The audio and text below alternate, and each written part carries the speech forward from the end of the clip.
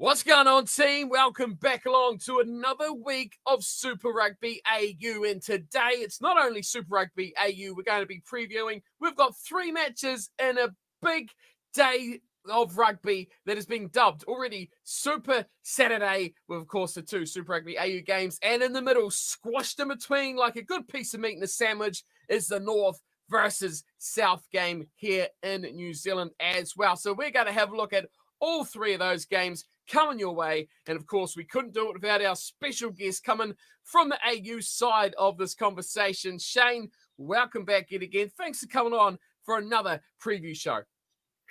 Thanks very much, Steve. Great to be a part of tonight. 3 big games of rugby, and I turned 32 on Saturday as well, so I'm getting older. Now, there's a lot of things you could do on Saturday. You could Zoom party with Slurms Mackenzie like Futurama. You could read Eddie Jones's biography. It's great, riveting. I wish he was the Wallabies coach again. Or you can tune in to 3 great games of rugby. It's your choice. And we want to choose watching 3 great games of rugby because when we're at home, we know how to party. Oh, well, what can we say, Shane? But a good happy birthday for you this weekend. So I hope you have a great day. Getting older, we all know what that's like. But yeah, a good way to celebrate the birthday is by sitting down and watching some good old rugby. But of course, before we get into the good old rugby, we have to celebrate another week of Super Brew success. Although as we look at the table, it's getting close at the top. I still sit number 1. But Batman, well, he's come from out of nowhere to save someone's life, and he stormed up the table with a yellow cap performance. He's dished himself out this glorious bad boy this week. Batman, well done for picking that up. But as you can see by the table, he is rocking it up to, 0.75 of a point. So 3/4 of a point behind my top position. So as we get into these final last couple of weeks, things are really getting close at the top of the table. So Big still sitting there in 3rd as well. But boy, it's going to be crucial. And I'll tell you what, if Batman's going to be watching these videos, he could really win or lose this here. We're going to have to pick something different to see who can come away with that title at the end of the season. So Super Brew's looking superb. Shane, let's think. Last weekend, we didn't go 2 out of 2, did we? We went 1 from 2 from the weekend. But it was a decent weekend of action, wasn't it? I really enjoyed it, Steve. I thought the Waratahs Rebels game was the best derby game and probably the best Super Rugby game I'd seen in 2 years. The previous one was the Rebels against the Brumbies in Canberra, which went down to virtually the final bell, So, that was just excitement from start to finish. And I've got to say, the Brumbies have obviously secured that final. So, well done to them. They're minor premiers a week early. And, Steve, to enjoy watching some really quality stuff come out of Super Rugby AU, they've built it up week by week, haven't they?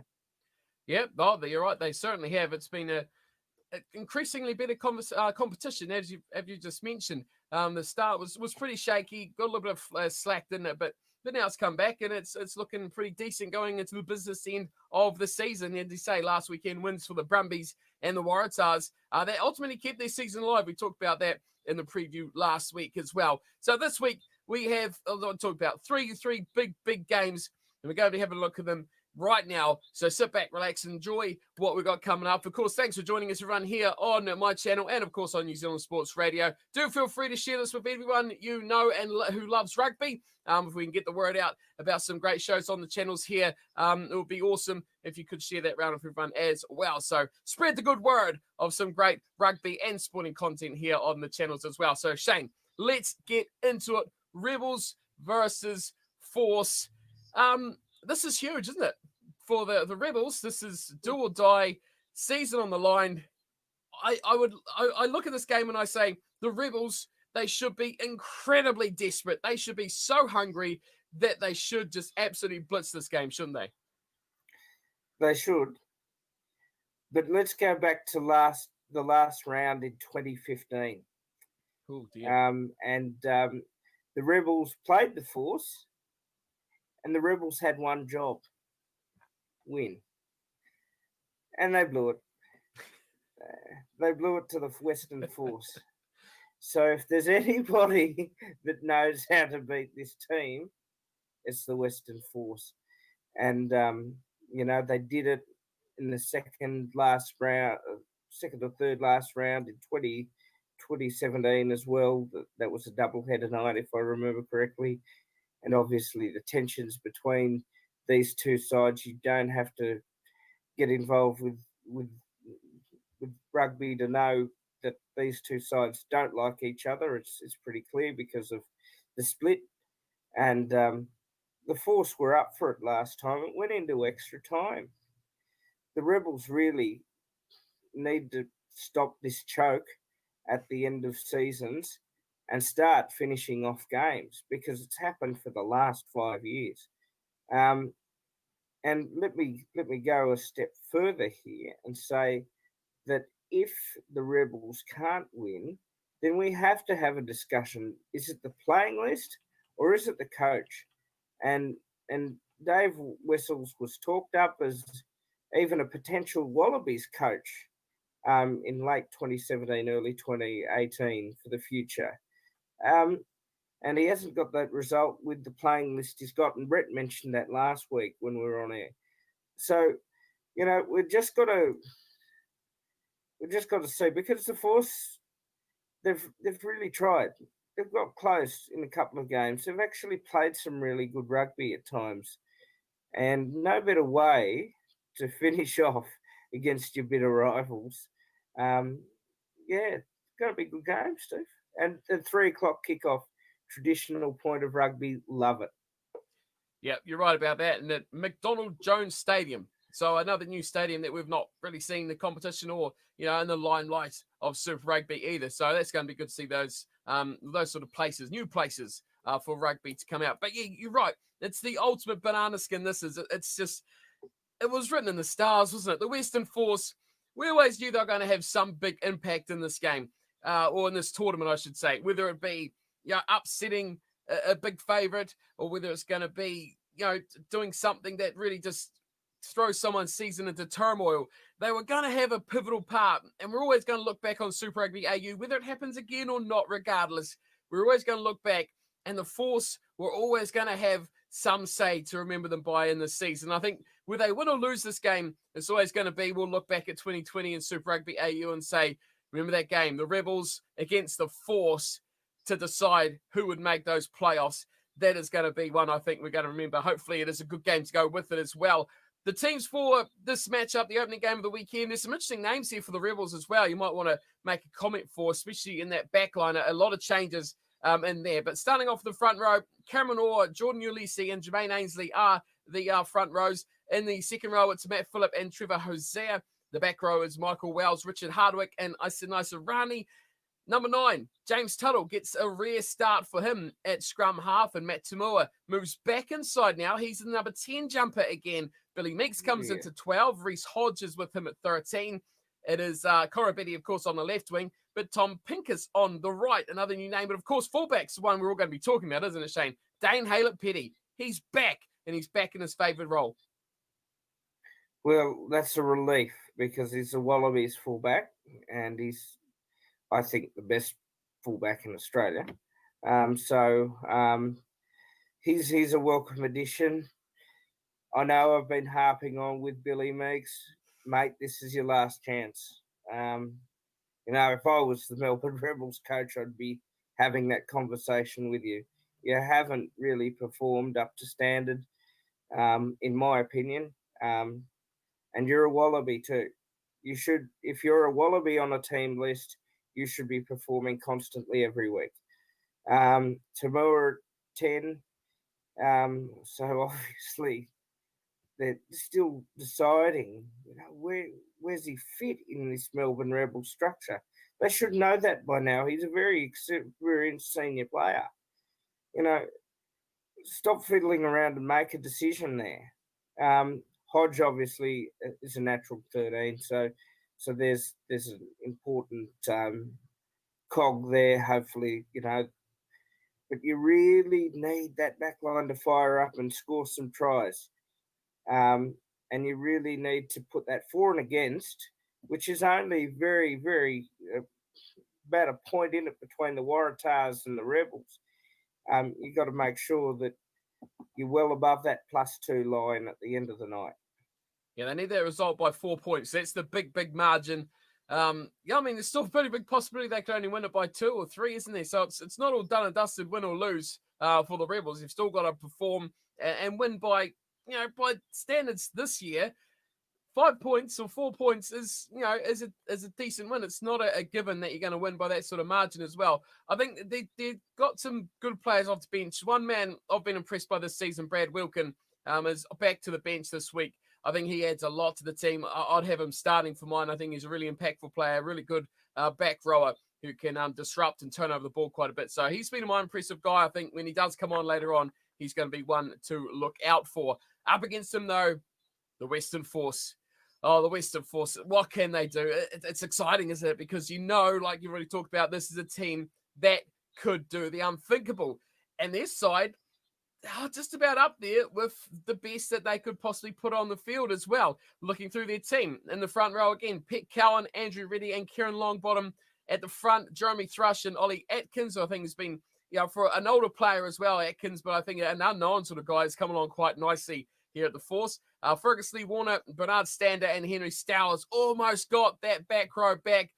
Ferris is still out as well. So unfortunately for him, they don't get that full combination back. But still, I think Lee Warner's been quite a versatile, outstanding player in that second row and back row for the Force.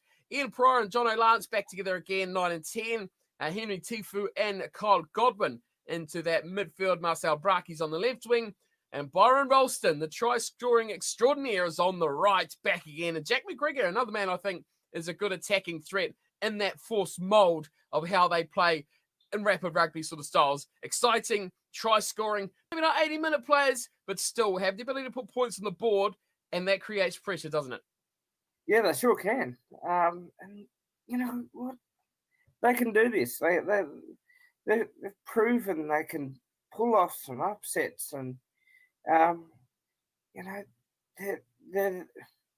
call them the blue collar side for a good reason, because just like the labourer on the doing the concrete pour, they keep tuning into that concrete until they get it in there, and I really, with the Force, they try and they give 100%.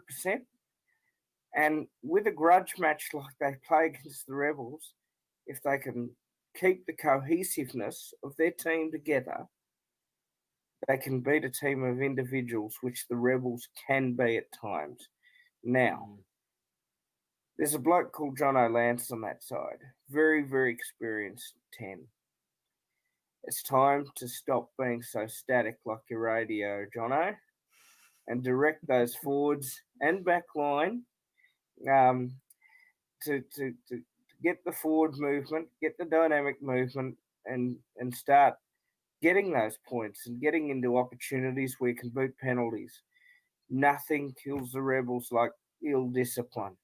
So if you play that sort of rugby and get stuck in, you can take it from there. So it's really in the Western Forces court, but it's also in the Rebels court as well. Win well, you play finals for once. Lose, and you'll keep that chokers tag that we have, that the rugby community has given you, and surely there will be an assessment on whether Dave Wessels is the right man forward, and perhaps half that playing list as well. Yeah, it's an interesting thing. You talked earlier about the recent closeness, or as recent as you can get with the Western Force. But the last 10 matches between these two sides, dating back, goodness me, years and years, back to 2011, was the earliest one in the last 10. But out of all those games, only one has been by more than 10 points, or more than 9 points. So only one has been in double-digit victories, and that was way back when the Force actually thrashed the Rebels 32-7 in 2014. Other than that, every game has been by, there's 3 by 1 point, there's a couple by 7, a couple by 6, a couple by 5s, there's some 2s and 3s. It's going to be close. These two teams just don't play blowout rugby. And they're both going to be pretty committed. This is a big chance for the Force to say, we should have been the one kept. This is, like talk about that big grudge match, the one against the Rebels. This is one they want. And to be that banana skin, to ruin their season, to end their season, it would be the ultimate icing on the cake for the Western Force. So after all that talk, beating up the Force, saying how the possibility of them winning could be a dream-worthy thing, are you going to back them to get the job done? No. I'm going to go with Rebels by 5. But I think it'll be like these games, a lot of fire, a lot of passion, and very close. Yeah, I'm agreeing. I'm going Rebels as well. I'm going to Rebels by 11 points. I think it's going to be close, tight, but it's going to come that last 20 minutes. The Force just can't play a final 20 minutes, and it's been their stumbling block all season long. If they can sort that out, they could be a team that actually would pick up victories in this competition. I think that the players are good enough. It's just that full committed performance of the whole 80 minutes of the game. That is matchup number 1, done and dusted, and in order of how they will be playing out is how we're going to preview them as well. So we've just done that. Our 3 p.m. Australia kickoff, or our 5 p.m. New Zealand kickoff for us here. That moves on to our 5 o'clock / 7 o'clock game. That is the North versus South New Zealand. I guess it is a derby match of some sorts, isn't it? Between these two, I guess makeshift sort of. To me, this is an All Black trial.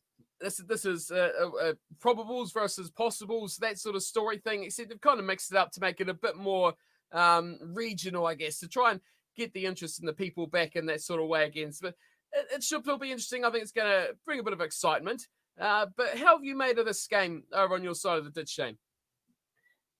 This is something that hasn't been played in a while in New Zealand. So whoever's come up with, what a great time to see who's in and who might be out, and who's teetering around that test match level. And no better way than pitting the two islands, North and South, together for a game in Wellington. I believe it's going to be played, isn't it, Stephen? That's correct. So the capital, right in the middle, is hosting the two islands together. So what we're going to expect from this game is pure New Zealand rugby. And, it's going to be fast. It's going to be physical. Players are going to want to impress Ian Foster, the All Blacks coach. And I think, as Ian Foster's a good Waikato man, it will take no BS. So, both sides are almost evenly matched. People you would expect playing for South are playing for North. People that you expect playing for North are playing for South because of the origin based rules that they have there. Pardon my surprise, perhaps on Len Brown with South. Obviously, we all know that D-Mac plays for the Chiefs, but he was born in Invercargill, so there's going to be a lot of hopefully debate about who should be playing for who. But most importantly, this is exciting. This is a concept that I believe should happen in Australian rugby with New South Wales and Queensland. And we're not talking about the Waratahs and Reds here. We're talking about an interstate game, as well as you having your franchise of the Waratahs and Reds. So let's really enjoy this, and it's great to have a New Zealand game in the middle of two Aussie games, and this for me is a real main eventer. It is. It has a potential to be an absolute cracker of a matchup. And like you said, some things are a bit weird. But it does, of course, come down to whether they're given their first professional opportunity to play rugby. So when you look out there and you see Brad Weber running for the South, knowing he's a chief and he's been a chief forever from the Waikato, that's not where he played his original professional game firstly. So that's where it's all decided down by. But all in all, I think they're pretty well situated to where they are from. Like you say, you get the odd couple like Weber, like Mackenzie, who aren't from originally where they're from. But alas, that's how we're going with it. It's still going to make an interesting matchup. We'll go through the lineups here, and I'll get you pick out where you think this game could be won and lost, where the big matchups you're finding are here through these two sides. So starting with the North, and starting with the big boys in the front row, Carl Tuinafuaki is at loose head. Asafa Aumua is starting at hooker, which is great, interesting, but great. Ofa Tuangafasi on the tight end side. Patrick Tuipulotu, I think the man of Super Rugby Aotearoa. He's been the biggest improver. He's been an absolute standout. And a guy who's come from nowhere at the Chiefs, really stormed onto the scene. Now look at the position he is in as well. A massive, massive, massive back row for the North. Akira Ioane at 6, Adi Savia at 7, and Hoskins Tututu at number 8. Oh, that is mouth-watering. TJ Perenara gets the nod over Aaron Smith at scrum half. He'll sit on the bench instead. Will Smith. Bowden Barrett will get the chance at 10. I guess it brings back that old Hurricanes connection, doesn't it, between that 9 and 10. Anton Brown at 12. Rico Ioane at 13. Caleb Clark on the left wing. Sevu Reece, yes, the Crusader, but he was originally from the North as his first chance. He's on the right wing. And Damien McKenzie at fullback. For the South on the other side, it is pretty much the Crusaders with a few others mixed in there as well.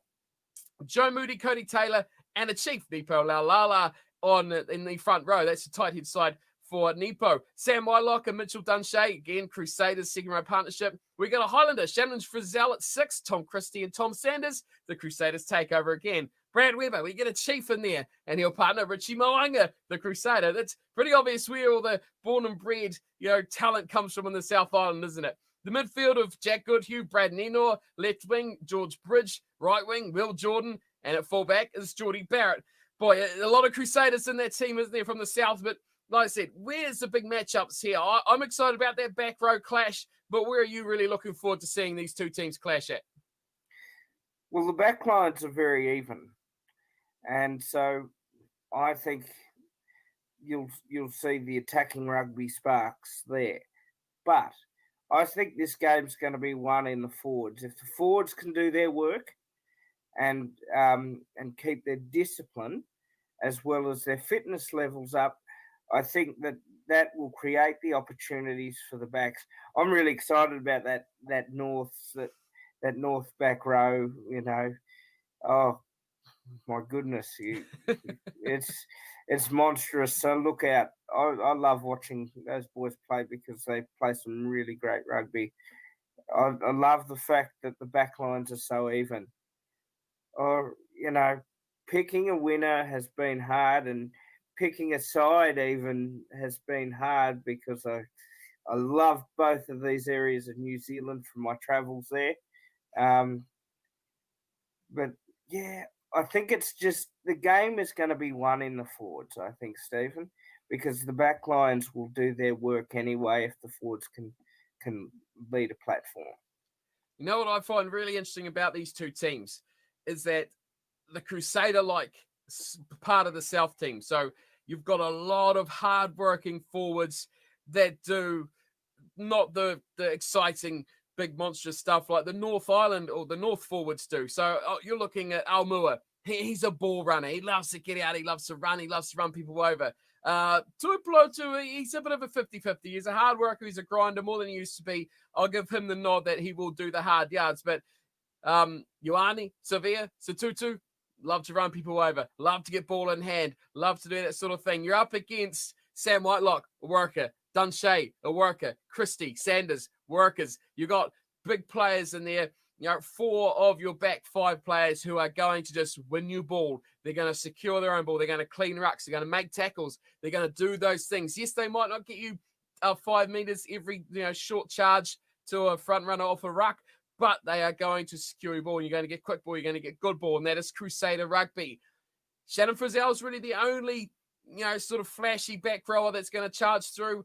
So he's going to be a bit under pressure. He's going to have a lot of work in front of him as well against, that similar sort of player that the North have in spades on the other side. But yeah, the back row, the back line, exciting.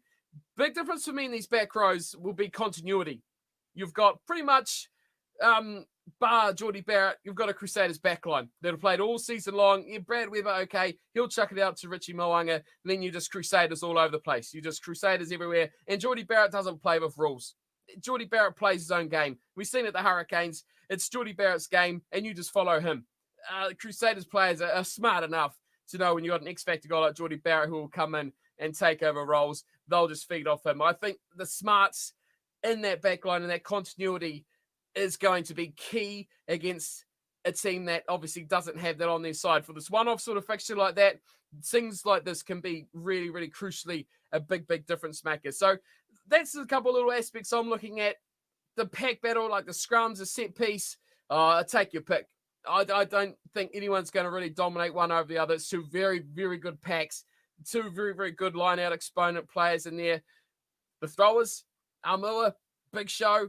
Can he step up to the plate? This is, one of his biggest matches, I'd say, of his little young career so far. So, yeah, big pressure on this game. Well, I think it could be really close, really tight, really exciting. And I hope they play with that kind of outgoing, flamboyant sort of style that we kind of seen with the Hurricanes Highlanders game, that last match of Super Rugby Aotearoa. That exciting sort of rugby. This is the game that I think players can thrive. Hopefully it's good weather, and hopefully it should be, exciting and fun and fast-paced rugby for us to tune into as well in between those AU games. But it's hard to pick, Shane. It's really tough to pick. I thought about it before, and I'm kind of still torn, but you're set. Your mind is made up. What side are you? Are you sliding down south with us here, or are you going up to the big shots, hot shots up north? Look, I love New Zealand. My decision's going to split one camp or the other. I think it's that green grass of Southland that I loved when I was down there, and I'm going for the South by penalty goal. I think it's going to be really, really a great night and a celebration of rugby. Now, as I understand it, I don't think crowds are permitted for this game, Steve. Yeah, that's right. So it's going to be in front of an empty shed, but it's still going to be the players that I have no doubt. The 46 players that are selected, the 23 on either side, are going to entertain you. I can assure you, I know that it's going to be a game where, unfortunately, due to the circumstances, and understandably so, the crowds can't come. But I can assure you, as a rugby fan, and I know that rugby fans are out there all over the world that are going to be watching this, and credit to the team at Fox Sports and KO. They are going to show this game for us in Australia as well. Those players are going to do what they do best, and that is entertain you. And picking a winner here has never been so hard. I love New Zealand, and I love the North Island. I love the South. I've visited both, and the people there are magnificent. But it is the green grass of Southland that has seen me pick the South by a penalty goal in this game. So let's go out there, get amongst your television screens, and tune in to what I believe will be the game of our Super Saturday.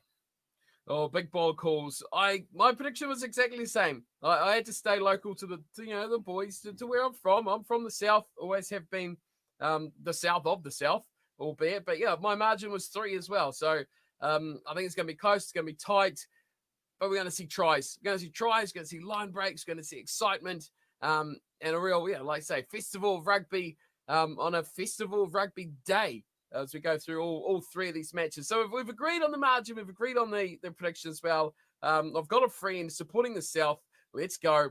Crusaders plus a couple to get the job done. That's what I like about it. Okay, let's move into our final game, which sees your boys, the Reds, in action up against the Brumbies. What's on this game, Shane? There's nothing here. Do you see these two teams like kind of putting out not B teams, but kind of just going out for the sake of going out, knowing that especially the Reds, they've got to contained because they've got to play next week, regardless of what happens here this weekend. They've got to play next week in that playoff game versus will be at the Waratahs or the Rebels. They can't afford key players get injured. There's nothing here for them to gain. And for the Brumbies, effectively, they got that week off as well. So not much on. Do you expect these teams are going to rotate, give some guys a chance, just look to make their way through unscathed, regardless of result, just make it to next week with no one in the hospital, effectively? Yeah, what a good time to test out the depth. Now, I haven't seen the lineups in full yet, but I've got to say it's never been probably a better time to test out the depth. Or if you are the coach of either side, you can say, well, let's go out and give a preview of what you might expect in a couple of weeks' time. So you can also look at it that way as well. 6 at one, half a dozen at the other. So either way, there'll be still plenty of quality players on both sides to watch. And I have noticed reading today that Bailey Kunzel, the number 10 for the Brumbies, has signed a new contract. So well done to him. He's proven himself over the Super Rugby AU season to have impressed his coaching staff to give him another chance for I think another couple of years. So we're seeing a lot of new generation players come in, and we've seen a lot of the senior players start to lead the way as well. So look, these games are always interesting because the last few years when the Brumbies have come to Suncorp, the Reds have got the job done. When the Reds go to Canberra, well, it's a different story altogether. So it's been 1-1 over the last few years with these two. So I'm expecting a decent game out of this. It's interesting you talked about that at the start there. I, writing a preview to this before I seen the teams announced, I thought surely, key guys like the Reds, James O'Connor will get a rest. Guys that have played all season, been key parts. They need them for that knockout game. Well, if what you said is dead right, they're going to go out and they're going to give a preview for what could possibly be the final because both teams have named pretty much the best team they can name. So they're going out to make a statement. And it seems like neither side really wants to lose this matchup. So here is the teams for you, Shane. We'll get you up to date with the starting 15s and even a couple of extras here that I know you'll be interested in as well, especially for the Reds team.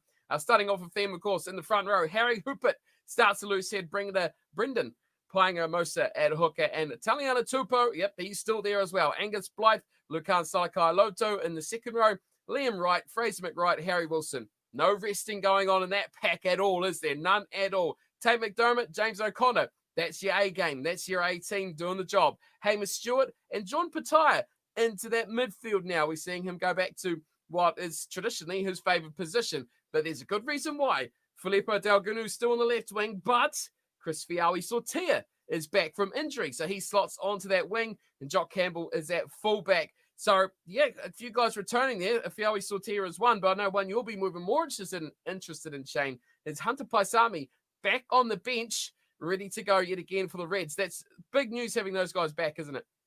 Oh, exciting to hear that Hunter's back on that bench. I've really enjoyed watching him play.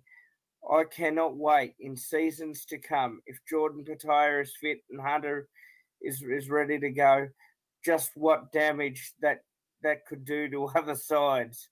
Those two boys, I love watching them play. And it's really great to see O'Connor step up in that 10 role, and Tate McDermott become a live wire, and Hamish Stewart, he probably wasn't quite a 10 or a 15, but he's actually played pretty well in that 12 role, a solid 12, not to the level of a Timmy Horan or anything like that, but he's found a useful. They found a useful position where he can work into that game, and mate, as a Reds fan, I'm proud of him. That's the bias over. But it'll be interesting to see what the Brumbies are going to put up, because we all know, as we found out last time, only a few weeks back, you kind of have to play 82 or 83 minutes to beat the Brumbies, not 80. And the same applies, obviously, to the Crusaders in New Zealand. So the Reds might have to get ready to play 3 or 4 minutes either side of the halves. Yep. I like what you said. Hamish Stewart, I think, is really grown into a role that he doesn't have the full pressure of the team on his shoulders. He can play a sort of a freedom role. If he needs to kick, he can kick. If he needs to run, he can run. He doesn't have that weight. The weight's on O'Connor, who's matured eventually. He finally did it, but he has done it, and he's become a solid little player who can take the pressure of the game and allow players like Stewart, I think, to give a bit more freedom to play their own game as well. You talked about the Brumbies. You're interested to see what the team they've named? Let's go through it. Okay, Scott Sego, Falau Fainga, Alan Alatoa. No resting that front row either. Darcy Swain and Caden Neville in the second row. Rob Valentini, Will Miller, and Pete Samu, the back row. So, again, a very strong pack. There's no punches being pulled here at all. Into the back line, Nick White starts at scrum half, and Bailey Kunzel is there, like you talked about. He starts at 10 yet again. All right, Simone starts at 12. Tavita Kurandrani comes back in. So the Solomon Kutsa idea or trial is cut. Kurandrani comes back. Tom Wright's on the left wing. Andy Muirhead on the right. Tom Banks at fullback. It's a Brumbies. It's full strength. They're not letting this one go, are they? They want another W. Yeah, and that takes them into good stead for the final. And this is, and I haven't obviously seen the bench, but I dare say probably Joe Powell will be the reserve scrum half. No, Lonergan is. Well, there we go. I was hoping it would have been. From an unbiased point of view, Powell and White, the two Wallabies in tandem, because you get about 55, 60 minutes of Nick White, and then you get, say, 20 to 25 minutes of Joe Powell with his explosive running out of scrum half and running the footy and the passing game's pretty similar between the two. So the Brumbies have clearly put aside that they want to steamroll through the Reds. The Reds have obviously put in a side that want to grind out a result for the 80 minutes, which we'll find out will be 83 or 84, knowing the Brumbies, and sometimes the Reds discipline. Discipline against the Brumbies is key to beating the Brumbies. If you don't, look out. Because, Colts can easily break away, and but at the same token, if you take the Reds for granted, the Reds know how to play some really decent running rugby, and they've worked out a way that it's not just a forwards-dominated game. They've worked out a way where they can use that back line really, really well, and they can score tries and they can entertain. So, yeah, look, when I look at it, Steve, it's a great game between two great Australian franchises. Yeah, it promises a lot, doesn't it? I'll just look at the last couple of results between these two sides. Both games this year have been decided. They played in January, so pre-AU Super Rugby. They played, and it was a 27-24 win to the Brumbies, but only 3 points in it. So that's how close these sides have been. Of course, a 2-point difference last month at the start of August between them. The Brumbies obviously winning in the last minute, the last extra couple of minutes, as Shane has already alluded to, with playing those extra few minutes of the game.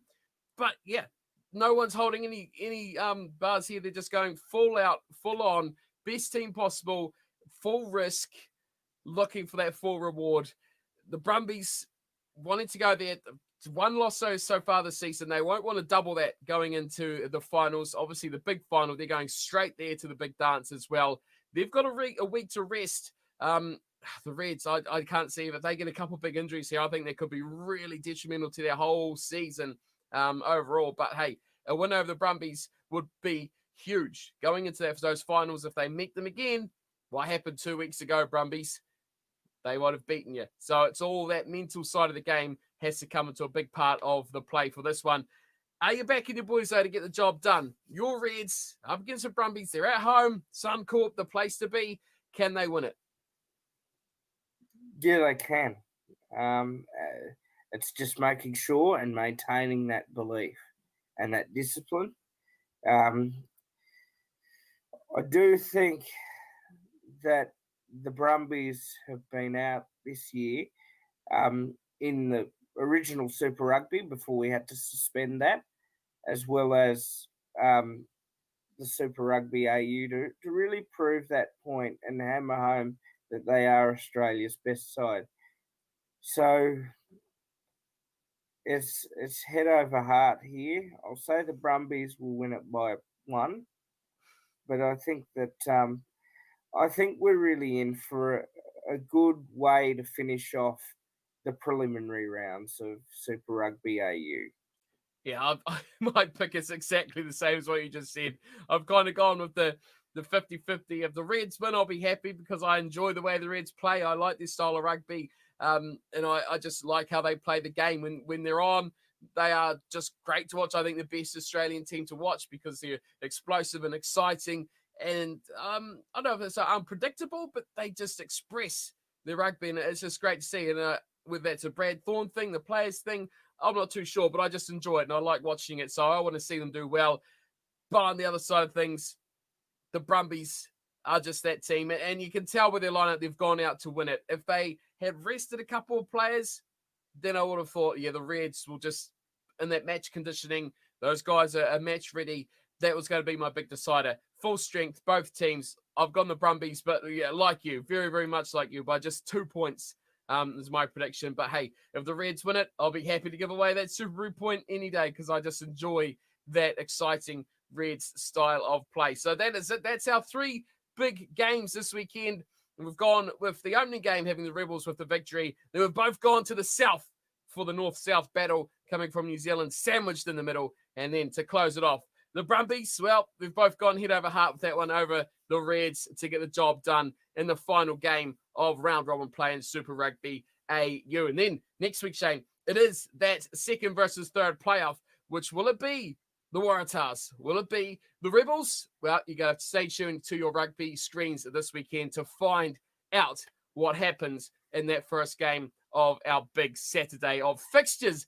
That is it for the preview this week, Shane. Thanks for coming on as per always every single week, good sir. Anything you want to round up this preview with? Of course, we don't have to rush because we don't have the Friday night game this weekend. So we can to go for another hour or no, we should wrap this one up. Anything you want to add? Look, I think, Stephen, this is probably the weekend of rugby that we've actually really desired for a long, long time. Now, I say that not just as an Australian, because two Aussie games are going to be played on the same day, but the North v South in the middle. If you're a rugby fan, and you know, you want to see 3 quality games, and I think we're going to actually get 3 back-to-back games that are just going to entertain you and make you think that this is just the greatest sport in the world. And trust me when I say it is. It is indeed. It is the best, the only sport worth watching. So make sure you dial yourself in this Saturday. 3 games, as Shane said, back to back to back. Make sure you get there. Make sure you tune in. Follow us on Twitter as well. You can see our handles will be there on screen below our faces, and you'll be able to join in the conversation. We have a bit of banter going on during the game time as well. And of course, I think Paul might have just maybe recovered from that saying we're going to go for another hour. So he might be conscious now that he can actually end the stream. But as always, thanks for coming on, Shane. We'll see you next week where we will preview, of course, that playoff game between the Reds and who? Stay tuned to find out. See you all then. Thanks, Shane. Thanks, everyone, for stopping by. Make sure to share it for your rugby friends out there. And we'll see you on Saturday on social media for some big rugby action. Until then, thanks for watching and take care.